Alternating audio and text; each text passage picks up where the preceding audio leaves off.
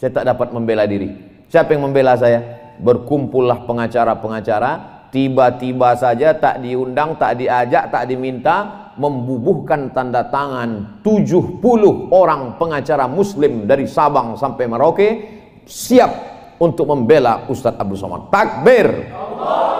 Ustadz, kami ini berperkara dalam masalah narkoba. Terus kami cari siapa hakimnya.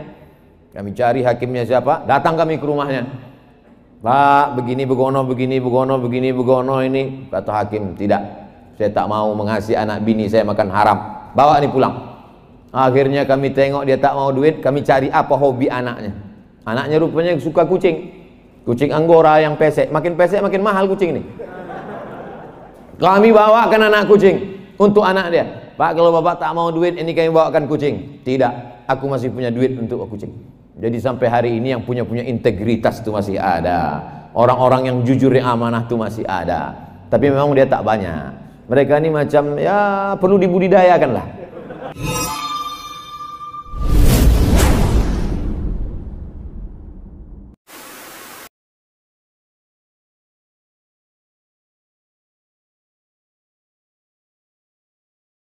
Bismillahirrahmanirrahim. Assalamualaikum warahmatullahi wabarakatuh. Alhamdulillah wassalatu wassalamu ala Rasulillah wa ala alihi wa sahbihi wa man tabi'ahu wa mawalah. 1, 2, 3 dan 4, 9, 10, 11 dan 12. Advokat mengundang Ustadz Abdul Somad sampai lupa COVID-19. Sebetulnya pantun ini hanya sebagai tradisi orang di bumi Melayu Daily, berpantun pembawa acara, berpantun pula awal.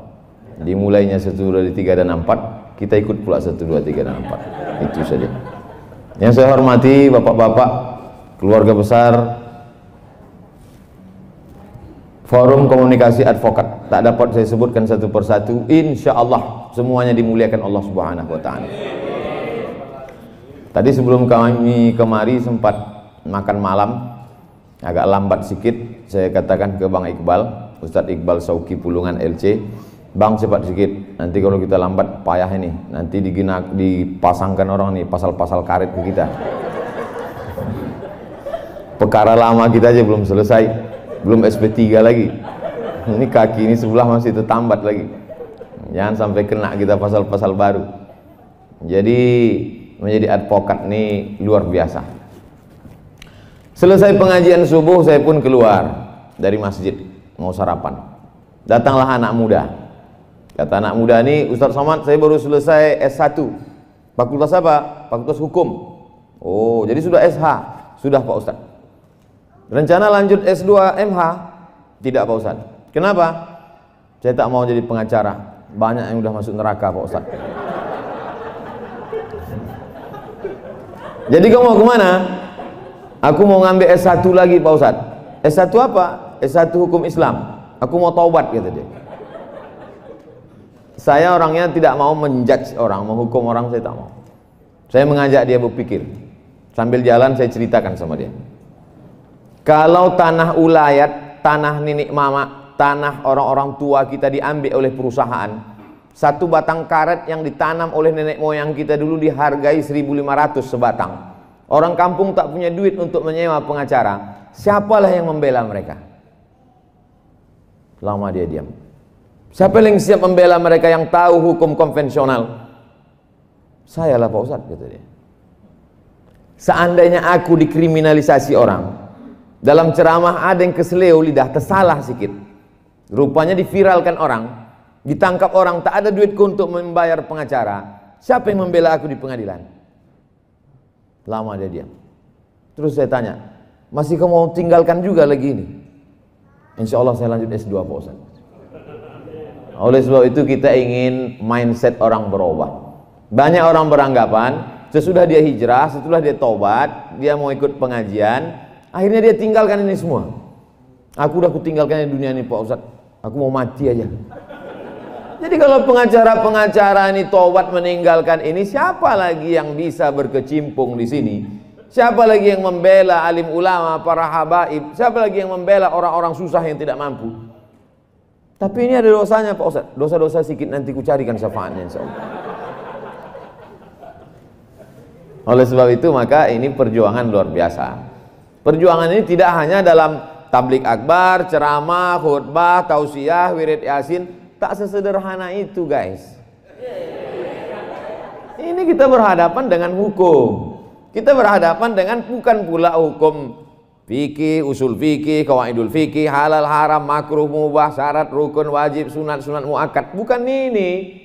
Ini kitab undang-undang hukum pidana, kitab undang-undang hukum perdata, kitab undang-undang macam tadi itu. Bukan surat Al-Baqarah ayat 282, bukan itu sebutnya. Pasal sekian, ayat ini ada pula i-nya. Nah, siapa yang bisa menghafal itu? Ustadz sudah cukup banyak energi di kepalanya untuk membahas masalah Quran, hadis, ijma, qiyas, syar'u man qablana, saddu zara'i, qaulus sahabi, istihsan, istishab. Habis sudah energi di kepalanya. Maka ada beberapa orang yang diberikan Allah kekuatan ingatan, hebat cara bicaranya. Kalau saya perhatikan, kebanyakan pengacara itu dari dua daerah. Pertama, Sulawesi, Makassar, Sulawesi Selatan. Yang kedua, Sumatera Utara. Lama saya berpikir, kenapa dari dua daerah ini banyak pengacara? Setelah saya tengok, ternyata dua dari daerah ini kalau ngomong tuh lantang. Kalau orang dari Sulawesi dan Sumatera Utara nih ngomong, salah pun dia macam-macam betul kita tengok. Yakin dia PD-nya tinggi. Nah itu. Oleh sebab itu, ada juga orang benar, cuman gaya ngomong dia itu menurut pasal sekian, ayat ini. Orang tuh yakin, iya apa tidak?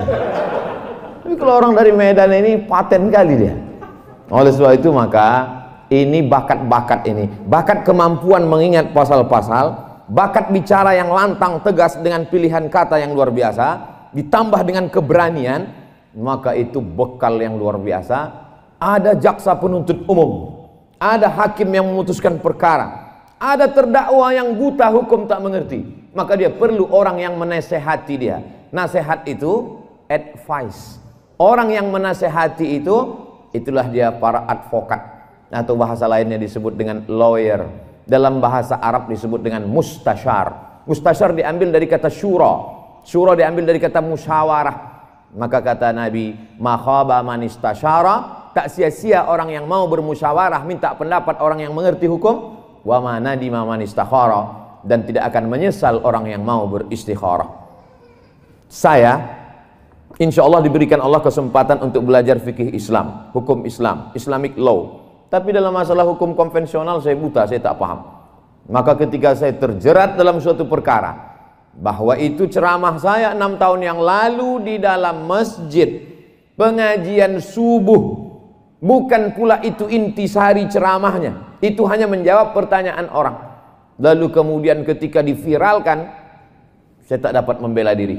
Siapa yang membela saya? Berkumpullah pengacara-pengacara, tiba-tiba saja tak diundang, tak diajak, tak diminta, membubuhkan tanda tangan 70 orang pengacara muslim dari Sabang sampai Merauke, siap untuk membela Ustadz Abdul Somad. Takbir!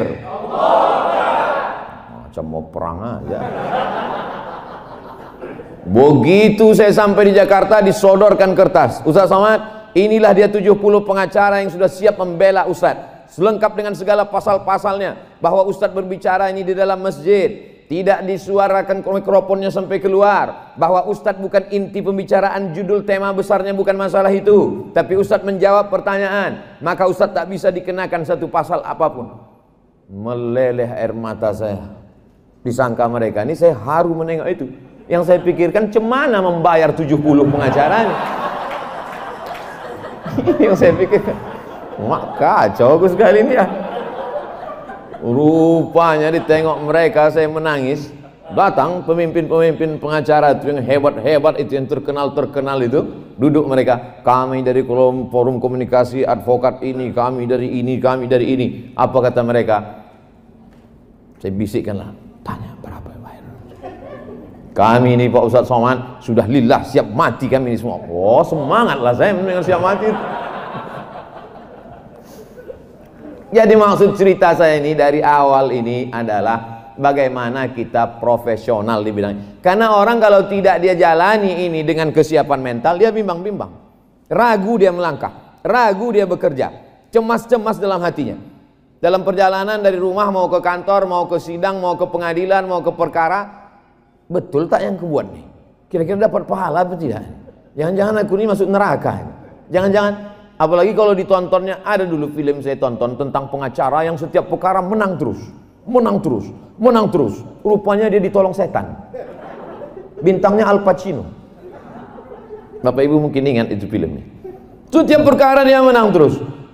Bahkan orang-orang yang salah pun bisa dibenarkannya. Orang-orang yang menganiaya pun bisa dimenangkannya. Maka sesungguhnya dia sedang ditolong oleh kekuatan, rupanya dia berkawan dengan setan. Inilah yang disebut Allah Subhanahu wa taala disebut dengan istidraj. Istidraj itu azab yang tertunda.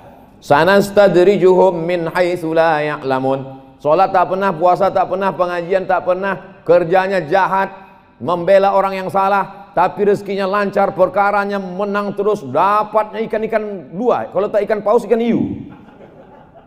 Maka sesungguhnya dia sedang dimainkan Allah Subhanahu wa taala dengan istidraj. Apa kata Allah? Sanastadrijuhum min haitsu la ya'lamun. Kami permainkan mereka dengan azab yang tertunda. Wa umli lahum, kuulur untuk mereka. Kukasihkan dia rumah mewah, mobil mewah, duit banyak, bini 3. Min haitsu la ya'lamun. Dia tak sadar, disangkanya dia sedang dapat nikmat. Sesungguhnya dia sedang dapat laknat berbaju nikmat. Puncak dari kepuasan adalah ketika kita bisa membela orang yang tak mampu, ketika kita bisa membela orang yang lemah, ketika kita bisa menaikkan orang yang di bawah naik ke atas, dan orang yang hebat mulia karena kejahatan bisa kita tunjukkan kebatilannya. Di situ ada kepuasan yang luar biasa. Hidup ini singkat. Kebetulan kita diperankan Allah dengan peran masing-masing. Ditengok Allah Subhanahu wa taala ketika kita belum lagi dalam bentuk darah, daging, tulang, bulu, kuku, sumsum, masih dalam bentuk roh menurut ilmu Allah, menurut kudrat iradat Allah. Ditengok Allah taala. Oh, ini cocoknya di pengacara. Ini cocoknya ustadz ini. Ini cocoknya tukang ojek ini. Jangan sepele kan. Dia memang tukang ojek, tapi semua ojek di Medan ini dia bosnya. Gitu. Oleh sebab itu apa maknanya? Ini peran kita ini masing-masing diberikan Allah SWT. Yakinlah bahwa ini suratan kita dari kecil memang. Bapak dulu teringat saya gimana ceritanya Bapak ini bisa jadi pengacara nih. Saya Pak Ustadz dulu memang dari kecil memang udah bawaan. Kami dulu kalau cabut sama kawan tuh makan 3 bayar 1. Saya membelanya Pak Ustadz. Tapi dulu Pak Ustadz, setelah saya hijrah nih insya Allah beralih saya Pak Ustadz. Tangan ini dulu pernah membunuh orang yang paling baik, paman Nabi namanya Hamzah bin Abdul Muttalib. Kutusukkan tombak ke tengkuknya, kugoyang-goyang sampai keluar dari selangkangannya. Mohon maaf, itu pengakuan Wahsy berkulit hitam yang membunuh Hamzah. Tapi setelah dia hijrah masuk Islam bersyahadat, tangan ini juga pernah kubalaskan membunuh orang paling jahat, nabi palsu bernama Musailamah Al-Kadzab. Makanya kata Nabi, khiyarukum fil jahiliyah, khiyarukum fil Islam. Dulu sebelum kau hijrah, kau orang yang paling lantang berbicara, kau yang orang paling menentang. Tapi setelah kau hijrah, kau juga lah yang orang paling lantang bicara untuk menyuarakan kebenaran. Itu makna hijrah. Ini banyak orang berpemahaman hijrah nih. Dulu sebelum hijrah, lantang bersuara, menggelegar. Kalau sidang, suara dia yang paling hebat. Begitu udah hijrah, macam ayam kena minyak lampu. Kau kenapa tak macam dulu? Dulu kau bukan main lagi semangat. Aku udah tinggal itu semua, aku udah mau mati aja ini udah. Oh tak betul. Suara tetap lantang, tetap menggelegar. Cuman bedanya kalau dulu ikut pada kebatilan, setelah hijrah maka dia liihqaqil haq, untuk menunjukkan yang hak itu adalah benar. Makanya doa kita selalu Allahumma arinal haqqa haqqa, tunjukkan padaku yang benar itu benar, warzuqna tiba'ah, berikan aku kekuatan untuk mengikutinya. Wa arinal batila batila, tunjukkan di mataku bahwa yang batil itu adalah salah, warzuqna ijtinabah, berikan aku kekuatan untuk menjauhinya. Poin yang pertama, hijrah, taubat bukan berarti meninggalkan ini. Dokter taubat bukan berarti meninggalkan kedokteran. Pengacara taubat bukan berarti meninggalkan hukum. Lawyer, advokat, hakim tobat bukan berarti meninggalkan martil ini lalu martil itu dirubahnya jadi tukang. Bukan, dia tetap dengan posisi itu, tapi berubah arahnya. Sebagaimana berubah arah kiblat yang dulunya ke Baitul Maqdis, berubah 180 derajat. Fawalli wajhaka syatral Masjidil Haram. Hadapkanlah wajahmu ke arah Masjidil Haram. Al-hijrah. Siapa itu yang hijrah itu ya Rasulullah? Man hajara manahallahu anhu, orang yang meninggalkan yang dilarang Allah Subhanahu wa taala. Yang kedua, ini gerakan revolusi dalam diri, revolusi jiwa kita, karena kita ini terus saja berputar terus, sidang berperkara, sidang duit berperkara, godaan-godaan terus sampai lupa di mana titik balik. Kita mesti berhenti sejenak. Diawali dari Hajar Aswad, berhenti di Hajar Aswad, berpikir aku ini mau kemana? Sampai kapan aku di sini begini? Sampai kapan aku akan melakukan perbuatan ini? Maka berhenti merenung sejenak, lalu kemudian memulai langkah baru. Maka kita sadar bahwa hidup ini hanya persinggahan semata. Saya singgah di Medan, dari Pekanbaru singgah ke Medan, nanti hari Kamis kami lanjutkan ke Bukit Tinggi, sehabis Bukit Tinggi singgah kami lanjutkan ke Palembang, dari Palembang kami lanjutkan lagi ke Jambi, dari Jambi balik lagi kami ke Pekanbaru. Begitu juga dengan hidup kita ini adalah persinggahan sementara. Kebetulan singgah menjadi hakim, kebetulan singgah menjadi jaksa, kebetulan singgah menjadi pengacara, kebetulan singgah menjadi ulama, kebetulan singgah menjadi orang kaya. Tapi ini bukan tujuan kita. Tujuan kita adalah nanti tempat yang paling indah. Hanya caranya macam-macam. Siapa di antara kita ini yang masuk surga duluan? Apakah ustadz atau pengacara? Tak ada yang tahu. Semuanya akan dilihat keikhlasannya. Ada orang yang tak pernah ceramah, tak pernah khutbah, tak pernah pengajian, tak pernah seminar, tak pernah lokakarya. Dia hanya sidang ke sidang, sidang ke sidang.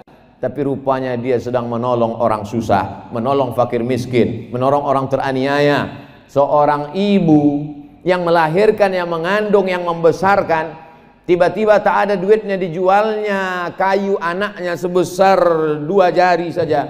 Lalu kemudian dituntut di pengadilan. Datang seorang pengacara membelanya. Maka sesungguhnya kalau dilihat secara hukum ini tidak adil, tapi puncak keadilan adalah ketidakadilan. Oleh sebab itu gelambang daripada hukum itu adalah orang yang tertutup matanya. Kenapa? Karena mata tak pilih kasih. Karena mata hukum tidak memilah dan memilih. Di mana letak keadilan, disitulah ada kebenaran. Makanya ketika datang seorang mengadu kepada Nabi SAW, ya Rasulullah, ini ada seorang perempuan mencuri. Siapa namanya? Fatimah. Fatimah binti apa? Fatimah bintil Aswad. Aswad artinya hitam. Fatimah bintil Aswad, Fatimah anak Pak Hitam. Kepala suku, mencuri. Dalam Islam sudah jelas hukumnya. As-sariqu, pencuri laki-laki. Was-sariqatu, pencuri perempuan. Faqta'u aydiyahuma, potonglah kedua tangannya. Kata Nabi, potong tangan, tak ada cerita. Tapi ini kepala suku ya Rasulullah. Dikirimlah orang yang paling dicintai, disayangi Rasulullah SAW, anak angkat dari anak Nabi. Nabi itu punya anak angkat namanya Zaid bin Harithah. Zaid punya anak namanya Usamah bin Zaid. Usamah artinya singa, the lion. Lalu kemudian datanglah Usamah mengadu ke Nabi, ya Rasulullah, ini ada perempuan mencuri, tapi dia anak orang kaya, dia anak kepala suku, anak orang pembesar, anak pejabat, anak orang hebat. Bisa tak kalau diringankan hukumannya, jangan potong tangan? Dari rupanya Markus ini udah ada juga dari dulu. Lobi ke Nabi, bisa tidak? Merah wajah Nabi, marah Nabi. Apa kata Nabi? Inna ahlaka man kana qablakum. Inilah sebabnya umat-umat sebelum kamu dibinasakan Allah Subhanahu wa taala. Idza saraqa fihi mudha'if aqamu alaihi al-hadda. Kalau yang mencuri itu orang lemah, rakyat jelata, ditegakkan kepastian hukum. Wa idza saraqa fihi mul syarif. Tapi kalau yang mencuri itu syarif, orang mulia, anak kepala suku, anak orang kaya, anak pejabat, taroku, mereka biarkan. Inilah yang menyebabkan dunia ini hancur gara-gara perbuatan seperti ini. Wallahi demi Allah, kata Nabi, wallahi demi Allah, lau saraqat Fatimah binti Muhammad, kebetulan sama nama anak yang mencuri itu dengan nama anak Nabi. Seandainya Fatimah anak Muhammad yang mencuri, jangankan Fatimah anak si Aswad, anak Muhammad yang mencuri, laqata'tu yadaha, aku sendiri yang akan memotong tangannya. Begitulah kepastian hukum yang diajarkan Nabi sallallahu alaihi wasallam. Hukum tak pilih kasih. La farqa bainal arabi wal ajam. Tak ada beda antara orang Arab dengan orang yang bukan Arab. Wala farqa bainal abyadi wal aswad. Tak ada beda antara orang berkulit putih dengan kulit hitam. kullukum min Adam, semua kamu dari Adam, wa Adam min turab, Adam dari tanah, maka dari tanah akan kembali kepada tanah, akan masuk ke lubang tanah, akan dimakan cacing tanah. Oleh sebab itu prinsip itulah yang ditanamkan dalam diri setiap hari, setiap pagi, setiap petang, supaya ingat kita pada mati. Nafsu ini kalau dipeturutkan mau ini, mau ini, mau ini, sampai kata Nabi SAW, "Lau kana libni Adam wadiyan min turab." Seandainya manusia itu punya satu lembah dari emas, seandainya manusia itu lau kana libni Adam wadiyan min zahab, seandainya manusia itu punya lembah dari emas, la tamanna ayyakuna lahu wadiyan akhar. Dia akan minta lagi, minta lagi, minta lagi. Kita sekarang sampai pada masa masyarakat konsumtif. Mazhabnya konsumerisme, akidahnya wujudiyah, wujud, yang wujud itulah yang ada, yang tak ada wujud tak ada. Sorga tak ada wujud, berarti tak ada. Malaikat kiraman katibin tak ada wujud, berarti tak ada. Neraka tak ada wujud, berarti tak ada. Sampai pada puncaknya Allah tak wujud, mana Tuhan itu? Na'udzubillah. Ini yang disebut dengan wujudiyah. Wujud itu bahasa orang sekarang materi. Orang yang meyakini hanya yang ada saja disebut dengan materialisme. Matre, ada yang wujud, rumah wujud, mobil wujud, cincin wujud, gelang wujud. Mungkin bapaknya tak seberapa, tapi yang bergelang, yang bercincin ini itu. Ini bang, aku kemarin undangan gelangnya hampir sebesar rantai sepeda. Masa abang susah ini kelingking juga lagi? 2 gram dulu akad nikah 80 tahun yang lalu. Bangkitlah semangat. Karena ada perkara-perkara nih, abang mainkan dulu pasal-pasal itu kenapa? Oleh sebab itu maka luar biasa. Oleh sebab itu ibu-ibu hadir pengajian, bapak-bapak hadir, ini semua adalah, kalau tadi disebutkan ada kejujuran, ada kebaikan, ada integritas, mustahil. Ini hanya kata-kata yang keluar lipstik dari tepi bibir, dari ujung lidah saja. Kalau tidak mendekatkan diri kepada Allah SWT, kalau tidak ingat mati. Saya dalam sebulan itu paling tidak sekali menengok orang mati sakaratul maut, ikut menengok orang sakit. Saya dalam dunia ustadz. Ustadz itu setannya ada juga, cuman tak banyak-banyak kali. Tetap saya bagaimana mengingat mati ini, langsung datang ke kubur, menengok liang lahat untuk ingat, hai Abdul Somad, bahwa kau akan mati. Oleh sebab itu bapak-bapak pengacara, ibu-ibu pengacara tentu lebih banyak lagi. Kalau bisa tiap-tiap hari. Kalau bisa syukur yang rumahnya dekat kuburan. Saya ini Pak Ustadz rumah dekat kuburan. Sekali pulang ke rumah 2 kali lewat kubur. Mau pergi lewat, mau balik lewat. Nah, itu bagus sekali. Saya dulu sempat saya buat gambar di handphone tuh, gambar kubur. Ketua masjid meninggal. Sampai saya ke tempat penguburan, sunyi. Saya tanya bapak tukang gali kubur, Pak, bapak udah lama kerja sini? Sudah Pak Ustadz. Kenapa diukur pakai bambu? Jadi rupanya orang menggali kubur ini tidak pakai meteran. Saya tengok pakai bambu. Kenapa pakai bambu tak pakai meteran? Banyak yang ukuran ini berubah Pak Ustadz. Diukur 1 meter 50, 1 meter 60, pas nanti jenazah datang, rupanya mengecil lubang itu, disalahkan tukang gali. Maka kalau pakai bambu tak mungkin salah. Nampak mengecil. Tak sabar tanah itu ingin menjepit. Hati-hati nih yang masalah-masalah tanahnya. Oleh sebab itu maka di situ baru saya tahu, oh, jadi pengalaman bapak selama ini memang nampak berkurang Pak Ustadz. Mendengar, mana jenazahnya? Ustadz Somad terlalu cepat datang, jenazah belum datang katanya. Itu sempat saya berdialog sama dia, saya keluarkan handphone, saya fotolah liang lahat itu. Saya foto liang lahat, saya simpan ke handphone. Maka setiap menengok handphone tuh ingat mati. Ingat mati. Ini bagus juga. Tapi sekarang udah saya robah dah. Asalnya itu malam, jam 2 malam pulang pengajian sendirian. Saya kalau dalam kota sendirian. Masuk telepon saya buka, datang pula takut saya sendirian. Nah, oleh sebab itu maka bagus ini ingat-ingat mati ini, karena kata Nabi SAW ada nasihat yang tak berbunyi. Kalau dalam acara silaturahim, forum komunikasi advokat Kota Medan, mungkin setahun sekali, mungkin hari-hari besar saja, mungkin pas halal bihalal, menyambut tahun baru hijrah, lalu kemudian pas acara-acara maulid Nabi Isra Mi'raj. Tapi kalau nasihat kematian ini, inilah rem dia. Wa kafa bil mauti wa'iza, cukuplah kematian itu sebagai nasihat. Bahwa sekarang kata orang ada hakim yang curang, ada jaksa yang jahat, ada yang korup. Orang baik tetap ada. Jamaah itu yang bercerita. Lama hidup banyak dirasa, jauh berjalan banyak ditengok, lama jadi ustadz banyak yang curhat. Ustadz, kami ini berperkara dalam masalah narkoba. Terus kami cari siapa hakimnya. Kami cari hakimnya siapa, datang kami ke rumahnya. Pak, begini begono, begini begono, begini begono ini. Kata hakim, tidak, saya tak mau mengasihi anak bini saya makan haram. Bawa ini pulang. Akhirnya kami tengok dia tak mau duit, kami cari apa hobi anaknya. Anaknya rupanya suka kucing. Kucing Anggora yang pesek, makin mahal kucing ini. Kami bawakan anak kucing untuk anak dia. Pak, kalau bapak tak mau duit, ini kami bawakan kucing. Tidak, aku masih punya duit untuk kucing.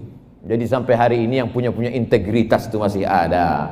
Orang-orang yang jujur, yang amanah itu masih ada. Tapi memang dia tak banyak. Mereka ini macam ya perlu dibudidayakan lah. Macam dinosaurus dia.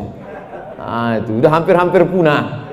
Tapi Allah berjanji apa kata Allah? Wa may yartadda minkum an dinihi. Siapa yang meninggalkan integritas, kejujuran, ketakwaan, kebaikan ini, ditinggalkannya, fasaufa ya'tillahu biqaumin, akan diganti Allah dengan sekelompok orang, yuhibbunahu wa yuhibbunah, yuhibbuhum wa yuhibbunah. Allah cinta kepada mereka dan mereka pun cinta kepada Allah. Yujahiduna fi sabilillah, mereka tolong agama Allah, mereka tolong hamba-hamba Allah yang lemah. La yakhafuna fillah laumata laim, mereka tak pernah takut kepada orang yang mengejek. Laumata laim dalam Quran disebut mengejek. Kalau orang sekarang membuli, lebih kerennya lagi haters. Maka mereka tak pernah takut sedikit pun kepada bully-bully, haters dan lain sebagainya. Kenapa? Karena tujuan mereka dalam hidup ini adalah mencari ridha Allah. Ilahi anta maksudi wa ridhaka matlubi. Saya yakin dan percaya godaan bapak, godaan ibu tak sama macam godaan saya. Godaan saya tak begitu banyak, paling-paling pas dekat-dekat pilkada aja. Tapi doa godaan bapak ibu yang dimuliakan Allah Subhanahu wa taala, ini sekarang nih banyak godaan ke saya. Baru pagi tadi masuk WhatsApp, bisa tak Ustadz jalan begini? Saya bilang, yang dulu-dulu tuh CRV saya tolak, Fortuner saya tolak. Kalian mau ngasih apa? Katanya. Jadi saya pasang harga tinggi duluan. Pucat dia langsung. Bapak Ibu yang dimuliakan Allah Subhanahu wa taala. Jadi bicara tentang integritas, bicara tentang keyakinan bahwa rezeki itu dari Allah. Sengaja dijauhkan Allah antara lambung dengan otak. Otak di sini, lambung di sini. Karena banyak orang sekarang otak sama lambung bersatu. Macam otak udang. Kalau bercakap sama dia 5 menit, menit pertama itu aja yang agak lambung, agak jauh sedikit dari otak. Habis itu bersatu lah dia. Sengaja dijauhkan Allah, di sini satu, di sini satu. 3 jengkal jaraknya supaya jangan sampai pikiran kita ini lambung. Malam tadi kami sedang duduk-duduk sama seorang profesor. Profesor ini ada kelebihannya nih Ustaz. Apa kelebihan dia? Siapapun yang berobat sama dia, terserah. Berobatlah terserah. Oh. Apa obat gula darah diabetes mellitus itu Pak Profesor? Mudah aja Pak Ustaz. Apa obatnya? Jangan makan nasi. Pergi pagi pulang petang peras keringat banting tulang cari duit untuk beli beras di tanah jadi nasi. Kata profesor nih nasi pula tak boleh dimakan. Manusia ini kan aneh. Manusia ini makhluk yang unik. Bolak-balik cari duit, setelah duit dapat diserahkan pula ke rumah sakit di Malaka. Bulat duit itu dapat, tak sempat dinikmati, tak sempat dimakan pun tidak. Berdirilah saudara kita yang mencari makanan halal di rumah makan untuk melayani orang-orang hebat, orang-orang yang berkuasa, orang yang banyak duit ini. Bapak silakan makan, pesanan saya belum datang. Sudah semua Pak, gulanya sudah, rendangnya sudah, satenya sudah. Ada satu yang belum. Apa Pak? Rebus kentang tak pakai garam. Betapa kita tak dapat menikmati apa yang kita cari. Betapa kita punya duit, sesungguhnya duit itu hanya singgah saja di nomor rekening kita. Sempat dia singgah sebentar, habis itu keluar lagi kita transfer ke sana. Ke kawan-kawan kita juga, ke sahabat kita juga yang profesinya lain. Kalau ini profesi advokat, yang di sini pula profesi dokter spesialis. Martilnya kecil aja. Dipukulnya lutut 2 kali, 5 juta.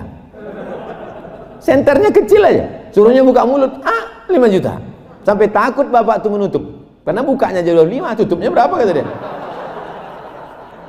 Oleh sebab itu, duit yang halal itu juga lah yang akan mengarahkan hati kita untuk berwakaf, beli tanah, bangun masjid. Masjid apa namanya yang di sana tuh? Masjid Al-Ikhlas. Masjid apa namanya yang di sana tuh? Masjid At-Taqwa. Itu agak aneh ku tengok masjidnya. Masjid apa itu? Masjid Al-Advokat. Kumpul advokat-advokat ini, dikumpulkannya duit, serahkannya, dibuat mereka masjid. Aku Pak Ustadz kalau membangun satu masjid tak sanggup Pak Ustadz, maka kami keroyokan, rombongan, pembebasan tanah 1 meter 500.000. Kami keroyok dapat 1 hektar Pak Ustadz. Kenapa 1 hektar? Karena di samping masjid nanti mesti ada MDA-nya, ada SDIT Qurannya. Lalu kemudian kami cari alumni pesantren Mustafawiyah, Darul Arafah, Pondok Pesantren Gontor, Tebu Irang menjadi gurunya. Lalu kemudian pula kami didik mereka bagaimana melatih mereka nanti menjadi pengacara-pengacara yang membela orang lemah, bagaimana bicara, bagaimana mereka memilih kata, bagaimana mereka kuat menghafal. Maka ini semua cita-cita kami Pak Ustadz. Kita mesti punya cita-cita bersama dari sekarang. Karena kalau hanya sekedar datang, duduk, ngobrol-ngobrol, foto-foto, minum-minum, apalagi minumnya kopi. Hidup sudah pahit, jangan minum kopi pahit. Oleh sebab itu maka ini semua penting. Ada visi misi cita-cita ke depan. Man bana masjidan, siapa yang bangun masjid, banallah mithlahu baitan fil jannah, dibangunkan Allah untuk dia satu tempat dalam surga. Pak Ustadz ini ada duit Pak Ustadz. Terus ragu aku duit nih, dibilang putih kali tidak, dibilang hitam kali tidak, agak abu-abu lah Pak Ustadz. Serahkan. Mau Pak Ustadz? Jangan, aku tak mau yang abu-abu nih. Nah, ini kita serahkan untuk masalah kepentingan banyak.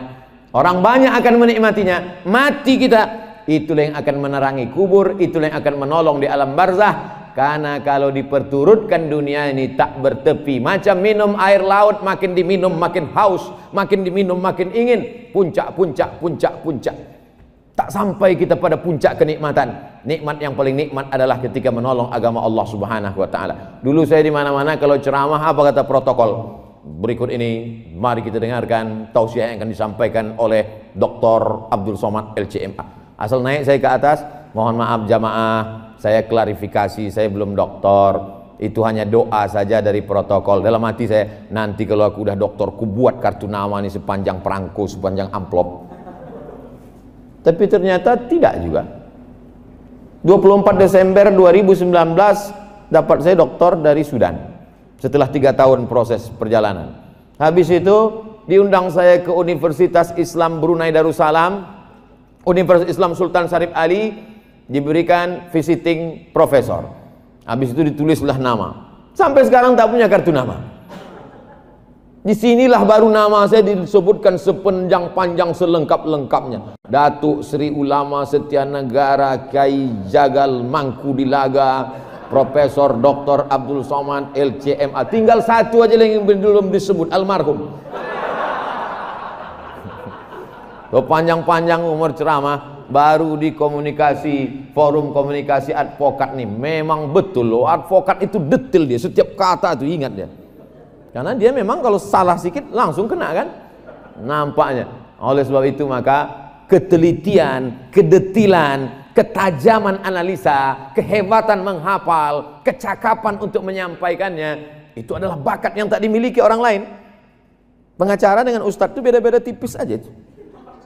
Bedanya kalau pengacara itu dia bicara di depan hakim, bicara di depan terdakwa, bicara di depan jaksa, bisa didudukkannya semua. Dia hebat. Berhadapan dengan polisi, berhadapan dengan perusahaan-perusahaan besar, berhadapan dengan preman, kena teror, macam-macam.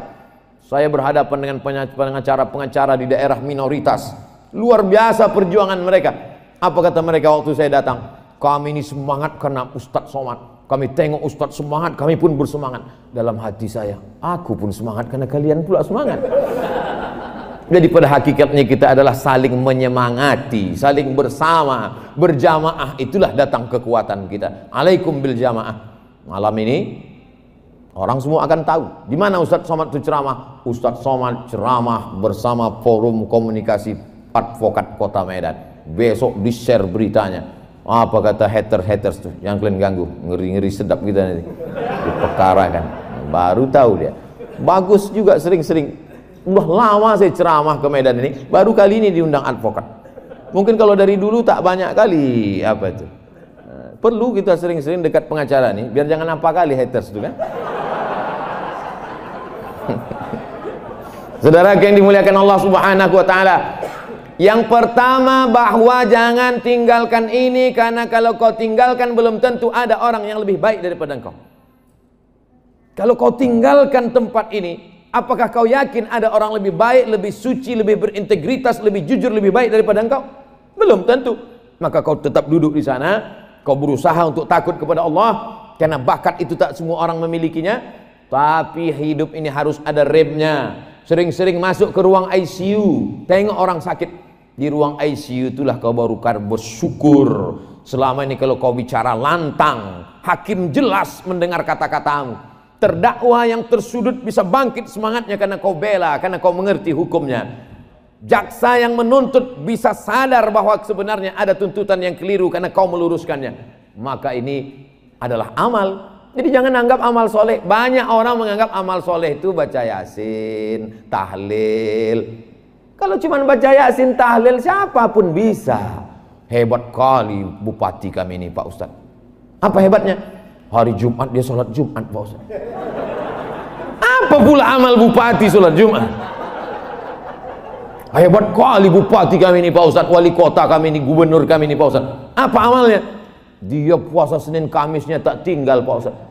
Emak-emak pun bisa begitu. Yang dimaksud amal hebat itu adalah suatu perbuatan yang tak bisa dilakukan orang lain, tapi bisa dilakukannya karena jabatannya. Itu baru amal luar biasa. Baca yasin, sholat Jumat. Kemarin dia bisa pula jadi khotib, Pak Ustaz. Khotib tak usah dia, serahkan aja sama Ustaz. Kalau dia mau berbuat dengan kekuasaannya, dengan jabatannya, dengan popularitasnya, maka pengacara cukup dengan ilmunya, dengan keahliannya, dia bela orang tak mampu, maka disitulah kelebihan, diangkat Allah Subhanahu Wa Taala derajatnya. Siapa yang membela dia? Maka tak bisa sendirian. Alaikum bil jamaah, berjamaah. Dan ternyata acara ini tidak hanya forum komunikasi advokat, tapi bekerja sama. Forum komunikasi advokat. Cobalah tengok timbangannya itu, adil. Ini bukan timbangan pasar. Kalau timbangan pasar pasti dia miring sebelah. Timbangan pasar pasti miring sebelah, karena ada yang ditimbang, ada yang menimbang, ada neraca, ada alatnya. Tapi ini adalah timbangan keadilan yang sama rata. Lalu kemudian pula disupport oleh Khazanah Santri Indonesia. Ada pula Terapel Adliyah Amanah Utama. Ada pula Kopi Kapten. Ada pula Kopi Telat Nikah. Udah disampaikan tadi. Yang udah nikah jangan nikah sekali lagi katanya. Mungkin itu pesan dari ibu-ibu itu. Ibu-ibu ini nama jamaahnya M3. M3 itu artinya mak-mak milenial. Bapak Ibu yang dimuliakan Allah Subhanahu Wa Taala, siapalah di antara kita ini nanti yang paling banyak amalnya di hadapan Allah? Tak ada yang tahu. Ada orang yang amalnya nampaknya banyak, ceramahnya banyak, hebat, populer. Ternyata di hadapan Allah diambil debu macam tepung dihembuskan. Habaan mansura, macam debu dihembus angin. Datanglah Abdul Somad bertanya kepada Allah, ya Allah, mana amal ceramahku dulu ya Allah? Sudah habis diambil oleh subscriber, viewer dan follower. Habis. Kam min masyhurin fil ardi walam yakun ma'rufan fis sama. Berapa banyak orang yang populer, terkenal di bumi, tapi tak dikenal oleh malaikat di langit.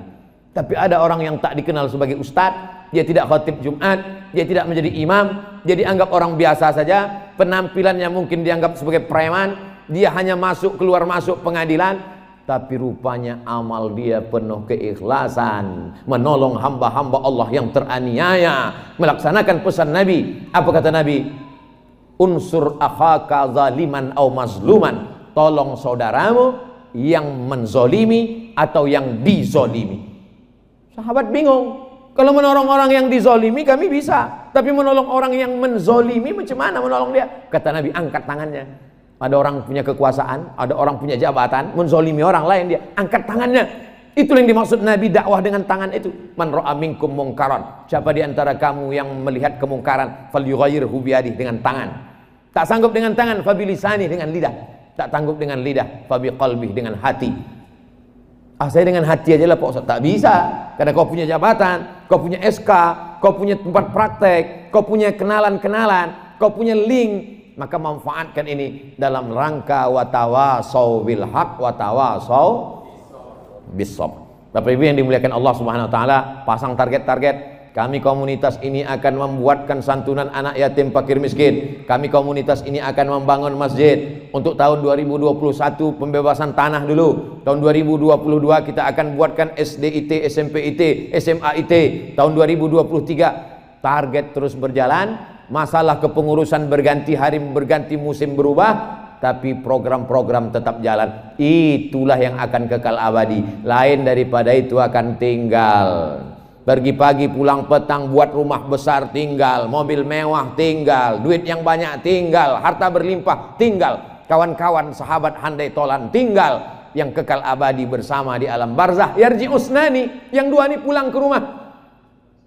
Komunitas advokat semuanya pulang ke rumah. Yang tetap menemani di dalam hanya satu saja, wa yabqa wahidun, tinggal satu. Apa itu? Wa amaluhu, amalnya. Oleh sebab itu, kalau Bapak Ibu masih lagi berada dalam silaturahim yang baik, tetap kita jaga silaturahim. Jadi yang tepat itu sebetulnya silaturahim. Adapun di sini ditulis silaturahmi, mungkin yang membuat baleho ini anggota HMI. Man ahabba ayyubsatalahu fi rizqihi, siapa yang mau lapang rezekinya, wa yunsa'alahu fi atharihi, mau panjang umurnya, falyasil rahimahu, hendaklah dia menyambung silaturahim. Tapi tak salah juga kalau mau dibuat silaturahmi mungkin bahasa Indonesia, tapi kalau bahasa Arabnya silaturahim. Dengan bersilaturahim ini panjang umur. Bagaimana dengan orang yang tak mau bersilaturahim? Kata Nabi, la yadkhulul jannah, tak masuk surga. Qati'ur rahim, tak masuk surga orang yang memutus tali silaturahim. Puasa sunat rajin, banyak berinfak, berwakaf, bersedekah, tapi memutuskan tali silaturahim, la yadkhulul jannah, tak masuk surga. Qati'ur rahim, orang yang memutus tali silaturahim. Membangun pribadi advokat yang bertakwa. Takwa, ta itu tawadu, ya. 4 huruf kata Imam Al-Qushairi. Yang pertama itu ta, tawadu, rendah hati. Tapi tawaduknya pengacara bukan menunduk. Tawaduknya pengacara dia mesti lantang, matanya mesti tajam. Tawaduknya pengacara suaranya mesti menggelegar. Saya tak mau selesai acara ini besok semua pengacara tawaduk. Bapak Hakim, habislah. Zaman Nabi, zaman sahabat Nabi, pergilah Sayyidah Aisyah ke pasar. Lalu kemudian ada di depan tepi pasar itu orang yang pakaiannya kumuh, gayanya mau mati. Ditanya Aisyah lah. Sayyidah Aisyah bertanya, "Man hadzal rajul?" Siapa orang ini? Dijawab orang di pasar itu, "Azhadun nas." Inilah orang yang paling zuhud. Inilah orang yang paling zuhud di antara kami. Apa kata Sayyidah Aisyah? Kana Umar azhadan nas. Umar bin Khattab itu orang paling zuhud. Umar bin Khattab orang paling zuhud. Idza takallama asma, kalau dia bicara suaranya lantang. Wa idza masya asra, kalau dia berjalan langkahnya tegap. Wa idza daraba auja, kalau dia memukul pukulannya keras. Itu orang zuhud, itu orang tawaduk.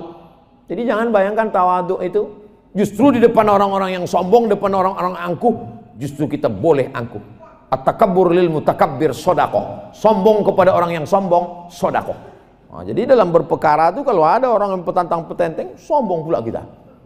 Kalau ada orang yang gayanya sengak betul, kasih dia 2 kali. At-takabbur lil mutakabbir shadaqah. Sombong kepada orang yang sombong, sedekah. Bukan hadis Nabi. Ucapan Imam Muhammad bin Idris Asy-Syafi'i, meninggal tahun 204 Hijrah. Artinya apa? Tepatkan pada tempatnya. Maka saya tengok penampilan pengacara-pengacara itu. Pengacara itu luar biasa. Saya tengok sepatu-sepatu pengacara, itu pleset-pleset lalat di situ. Kenapa? Karena dia berhadapan dengan orang-orang ya. Kalau dia berhadapan dengan orang kaya, jangan sampai mental dia down. Kalau nampak orang kaya itu pakai cincin 3, pakai 4. Kalau ditengoknya orang kaya itu pakai jam emas, pakai pula jam warnanya jam emas. Jangan emas, karena emas haram. Kau pikir kau aja yang bisa, aku lebih bisa lagi. Kalau nampak dia lari 120, gas 140. Tapi rem ingat-ingat juga. Pula kelewatan kan? Oleh sebab itu mana tawaduk?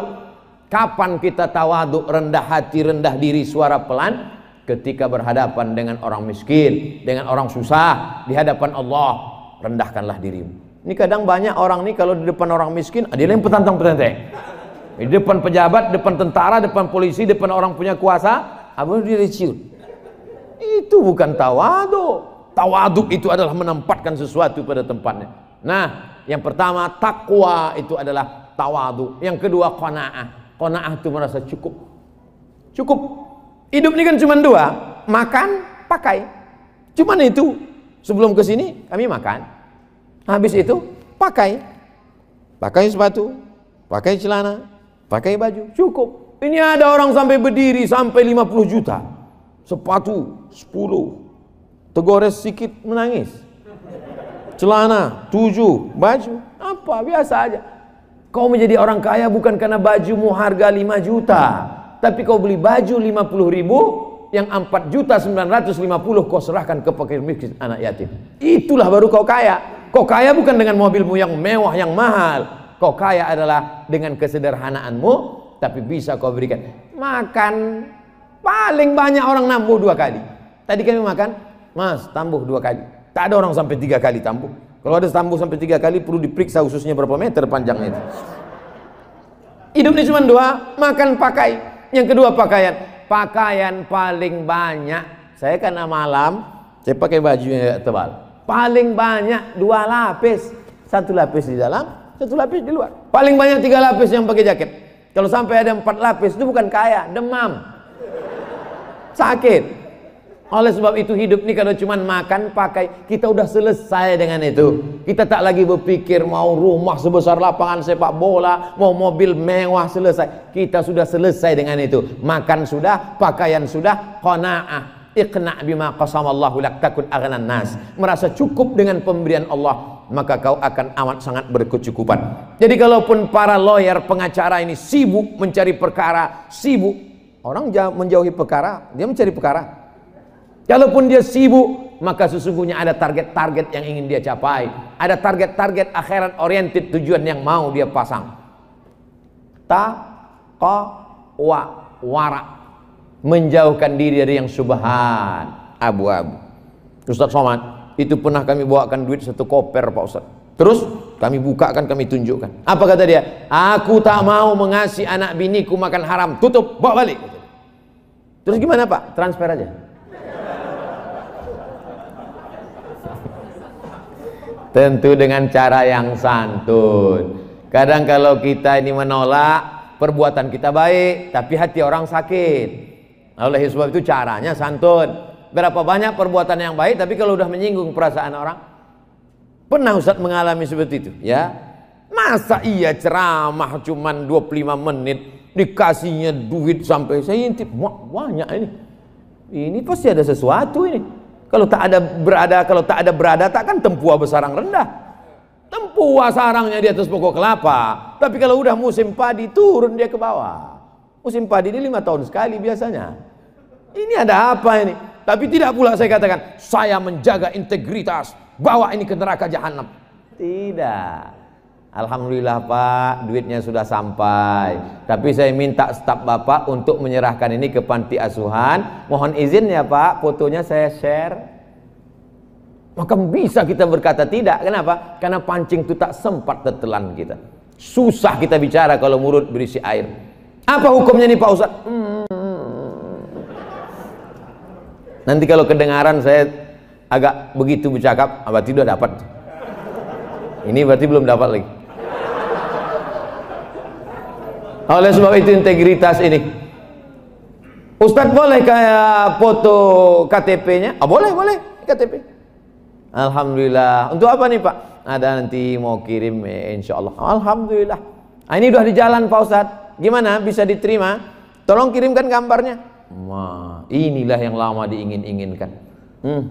Minta perlu digas. Baru niat aja udah lanjut kencang. Saking kan hebatnya. Gimana Pak Ustadz? Insya Allah. Tapi nanti kalau sudah sampai di rumah saya serahkan ke panti asuhan, boleh ya Pak? Oh enggak, saya ngasih Ustadz.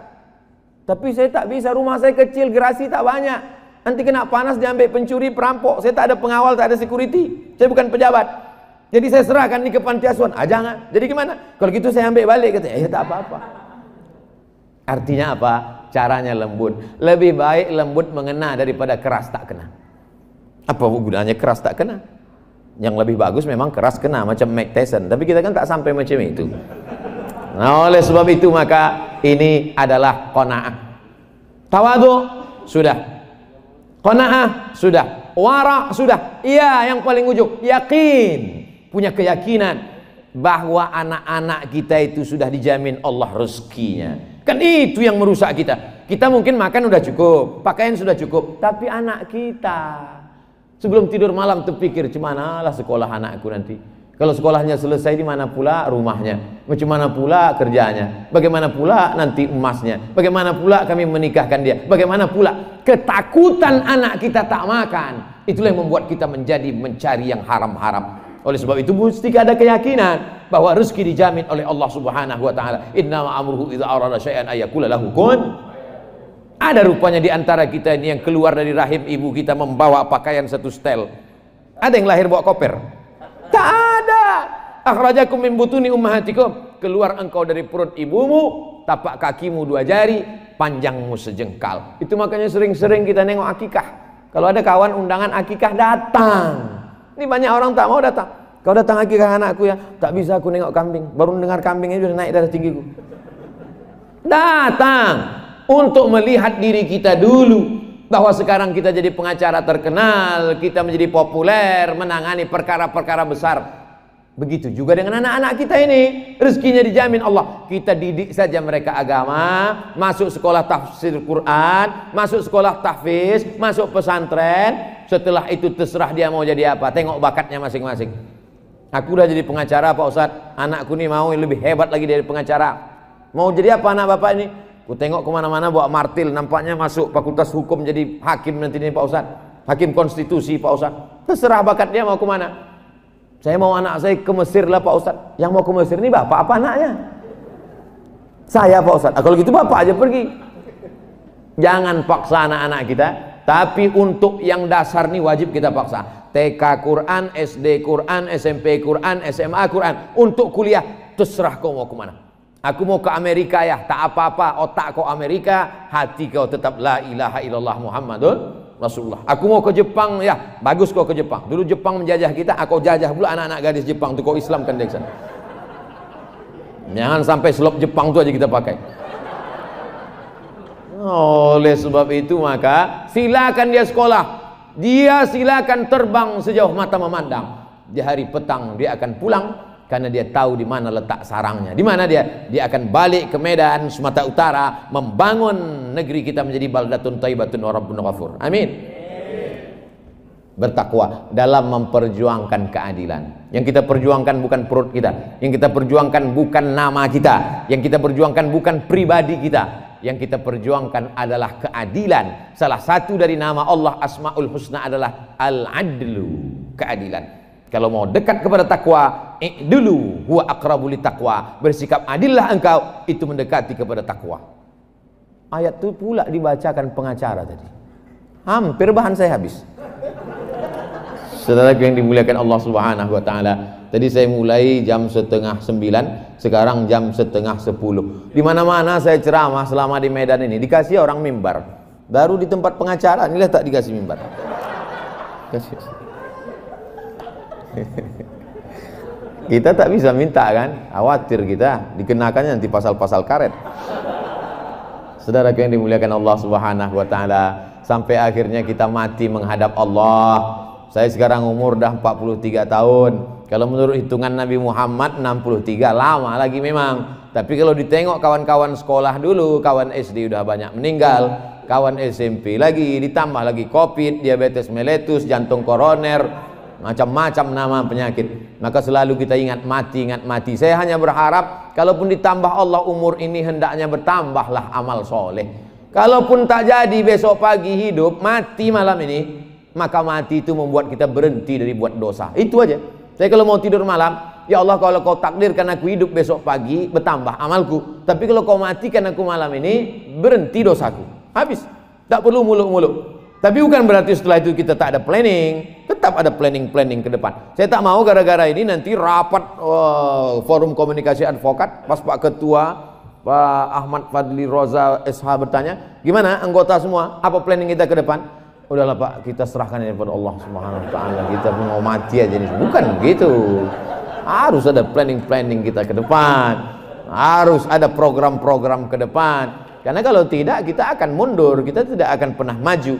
Maka i'mal lidunyaka, kalau untuk dunia, i'mal lidunyaka ka'annaka ta'ishu abada. Kalau untuk dunia seakan-akan kau hidup untuk selamanya. Wa'mal li akhiratika ka'annaka tamutu ghada. Tapi kalau untuk akhirat, maka bayangkanlah bahwa besok kita akan mati menghadap Allah Subhanahu wa taala.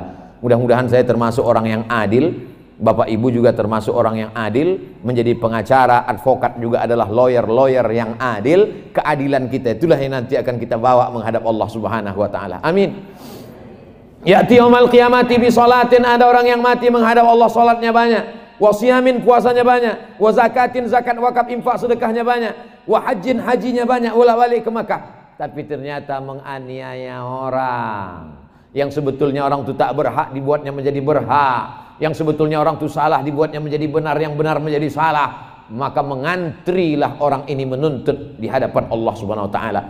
Ukhizat hasanatuhu, diambil salatnya dikasihkan ke sini, diambil puasanya diberikan ke sini, diambil sedekahnya diberikan ke sini. Faniyat hasanatuhu, habis amal dia yang banyak tadi.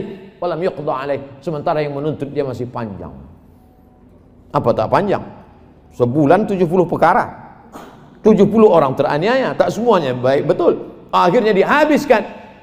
Apa kata malaikat? Habis sudah amalnya ya Allah. Ambil dosa orang-orang yang dia aniaya itu. Ukhidat khatayahum, diambil dosa mereka. Turihat ilahi, dicampakkan kepada dia. Summa turiha finnar, masukkan dia dalam neraka jahanam. Inilah orang masuk neraka bukan karena tak sholat, bukan karena tak puasa, bukan karena tak haji, bukan karena tak berzakat. Masuk neraka karena berbuat zalim dan aniaya. Ittaquz zulma, jangan kau zalimi orang. Fa inna zulma zulumatun yaumal qiyamah. Karena kezaliman akan menjadi kegelapan pada hari kiamat. Anak kecil tak boleh gelap. Kalau kita punya anak kecil, kata dokter jangan sampai mati lampu. Karena kalau mati lampu, sesak napasnya. Kalau sampai mati lampu, gelap gulita dia menangis. Kalau di dunia mati lampu begitu penderitaan, bagaimana menghadap Allah dalam keadaan mata terpejam, tak dapat melihat, khalidina fiha, kekal selama-lamanya. Wa nahsyuruhu yaumal qiyamati a'ma. Kami bangkitkan dia dalam keadaan buta. Komplain dia kepada Allah, ya Rabbi lima hasyartani a'ma wa qad kuntu basira. Kenapa aku dibangkitkan di akhirat dalam keadaan buta, padahal dulu mataku bisa melihat terang waktu di dunia. Apa kata Allah? Laqad atatka ayatuna fanasitaha. Dulu ayat-ayat kami datang tapi kau pura-pura tak tahu. Kau tak mau melihat, kau tak mau memandang, kau tak mau berpikir. Sekarang fakadzalikal yauma tunsa. Sebagaimana dulu kau melupakan aku, kata Allah, hari ini kau menjadi orang yang terlupakan. Oleh sebab itu mengingatkan ini penting. Paling tidak ada pertemuan kajian, paling tidak ada di sana silaturahim, pertemuan bulanan, pertemuan hari-hari besar, pertemuan silaturahim. Mungkin dalam hal setahun sekali yang lebih besar di hotel atau datang rumah ke rumah. Ini adalah dalam rangka watawasau bil haq watawasau bis sabr. Itu saya cukupkan 60 menit sesuai dengan yang tertulis di botol 600 ml. Baru saya nampak rupanya botolnya kecil. Kalau gitu 30 menit tadi sudah cukup. Sebagaimana biasa kalau ada pertanyaan saya jawab. Tapi jangan pula pertanyaan tentang hukum konvensional, itu ngetes-ngetes namanya itu. Bapak Ibu yang dimuliakan Allah SWT, saya kembalikan ke moderator. Assalamualaikum warahmatullahi wabarakatuh.